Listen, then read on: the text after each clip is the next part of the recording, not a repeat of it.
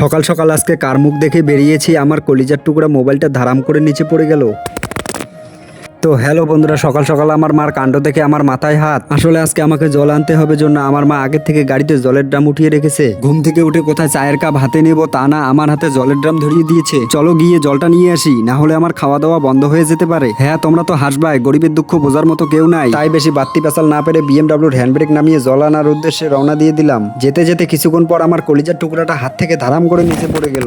আসলে আজকে আমার জল আনতে যাওয়ার কোনো ইচ্ছাই নাই, তাই আমার মোবাইলটা আমার সাথে যেতে চাচ্ছে না। তারপর আস্তে ধীরে গাড়ি চালিয়ে ধাক্কায় মাক্কায় সোলার পাম্পের সামনে চলে এলাম। এখানে এসে আবার ট্যাপ ঘুরিয়ে দেখতে পেলাম জলই বেরোচ্ছে না। মনে হচ্ছে সোলার পাম্পের ট্যাঙ্কটা ফাঁকা হয়ে আছে। তারপর সেখান থেকে চলে গিয়ে পৌরসভার রোডের পাশে জল আনতে যাচ্ছি। এখানে এসে বেশি দেরি না করে ড্রামগুলি ধমাধম ভরে নিলাম। চলো এখন ড্রামগুলি নিয়ে বাড়ির উদ্দেশ্যে রওনা দেওয়া যাক। বাড়ি এসে জলের ড্রামগুলিকে এক এক করে রান্নাঘরে রেখে দিলাম। আমার ভিডিওতে সম্পূর্ণ আমার পাশে থাকার জন্য সবাইকে অসংখ্য ধন্যবাদ। তো চলো বন্ধুরা, দেখা হচ্ছে নেক্সট ব্লগে। ভিডিওটি ভালো লাগলে লাইক কমেন্ট শেয়ার করে দিও।